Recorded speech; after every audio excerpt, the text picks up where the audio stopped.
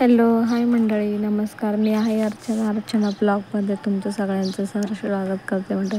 आज मला खूप काम होतं मंडळी, त्याच्यामुळे मला आज मी काय व्हिडिओ टाकणार नव्हते. तरी पण नाही म्हणून मग मी विचार केला की थोडा का होईना व्हिडिओ टाकते.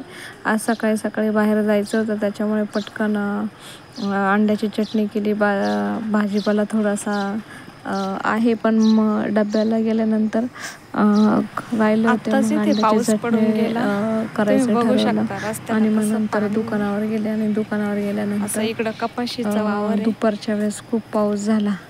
गावात जाऊन काम करून आले, पाऊस झाला दुपारच्या वेळेस खूप.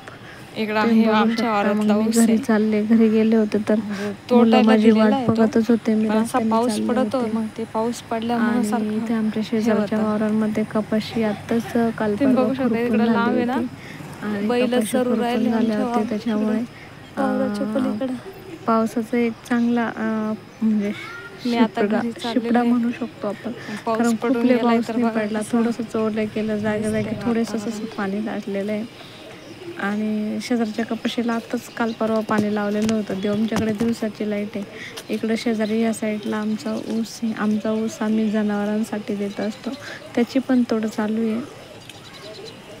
पण त्याचे लोक आज आले नव्हते. आज तुमच्यासाठी एक छोटासाच व्हिडिओ बनवते.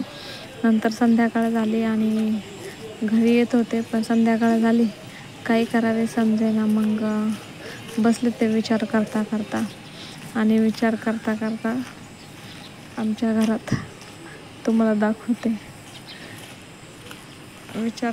घरी गेले, पसारा आवरला आणि पसारा आवरून हे करीत होते मी.